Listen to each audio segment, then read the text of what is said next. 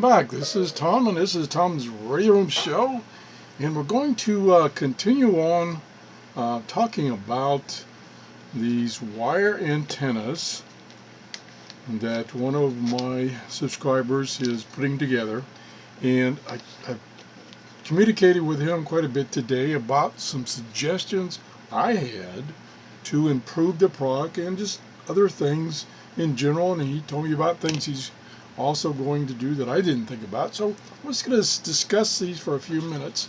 Again, this is the wire antenna. This is how it comes, and this is used to hook on to your shortwave radio, and in this case it has an alligator clip, so you can clip it to the telescopic antenna. This particular one is 30 feet long. They come in different sizes. It's a fairly heavy wire. I think it's an 18 gauge wire. Now, one of the things is I felt that since this type of antenna is going to be used for field work, I'll call it, even though the field might be your backyard, where you set up your shortwave radio and you string this antenna out to get better reception. And as we saw from the testing I did, it does do that. So it's not going. This particular type of antenna is not going to be a permanent setup, and the main reason being that you really need to bring in your antenna through shielded cable so that it doesn't pick up the noise that's in your room or your office or your garage, whatever.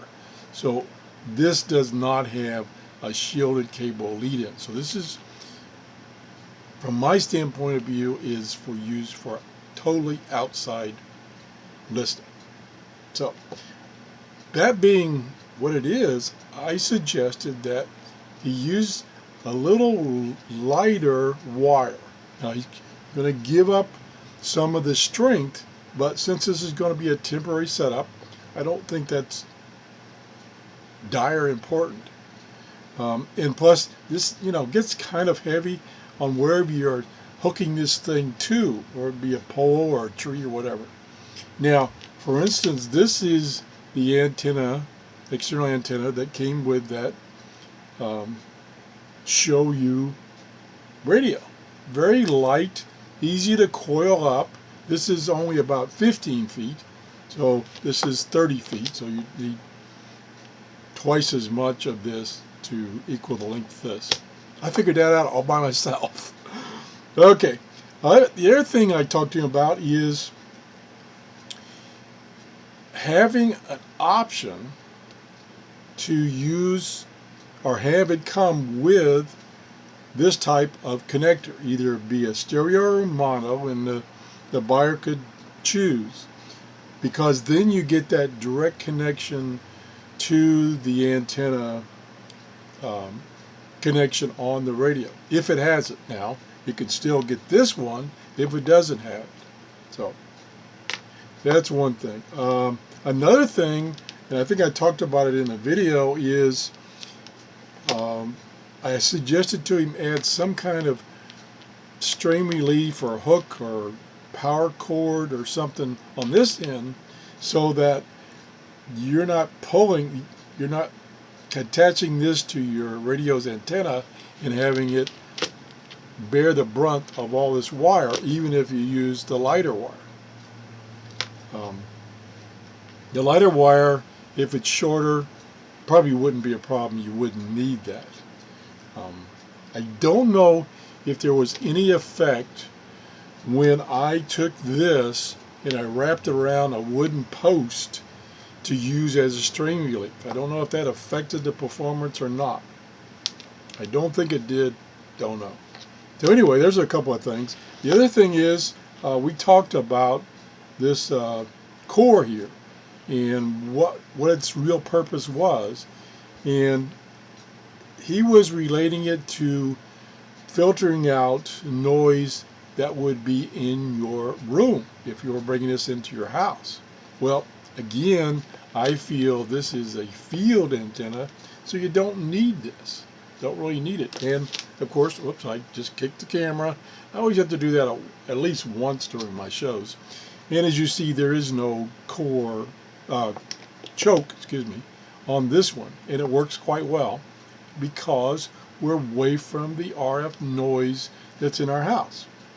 One last thing that I talked about is, especially for this one, which is quite heavy, and some people would prefer this for the strength, is once you've taken it out of the plastic bag, and he puts like 3 I forget what you call them now, but wire bundle things that are one-time use, so once you snip them off, you throw them away.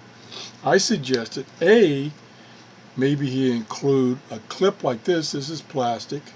That I got these from the Dollar Tree store, and they were either 4 or 6 for $1. So maximum of a quarter of a piece. And you can just clip it around this after you coil it back up, and it will hold it together. Or another way of doing it is using these wire things that you see on like a loaf of bread or something. You can buy these in bulk. Here's a sheet of them, and he could include a couple of those, and you just put those on there, and you tie them, and it stays in place, doesn't unravel. That's the other thing about this particular wire. It's fairly stiff, I'll say, so it wants to unravel. It just naturally wants to unravel. So those are the couple of things that I've suggested to him, and he's going to do some revisions to his products and incorporate some of the things that I've mentioned, and some other things that he's come up with. One is he's looking at finding some spools so that you can spool this onto the spool and store it that way, and of course that would work better with this lighter, more flexible wire. Okay, that's about it. Thanks for watching. We're going to follow his progress on the development of these antennas. As I showed in the video, these do work. They do improve reception, but I don't think they work very well if you try to bring this lead into your house, and then you've got 10 foot or something like that inside your house. Now, if you have a very quiet RF noise-wise house, which I don't think there's too many of those, then you could get away with it. But otherwise, you're going to pick up a lot of RF noise in your house. So that's the show. If you enjoyed my show, please give me a thumbs up. Thanks for watching. Have a great weekend. Bye-bye.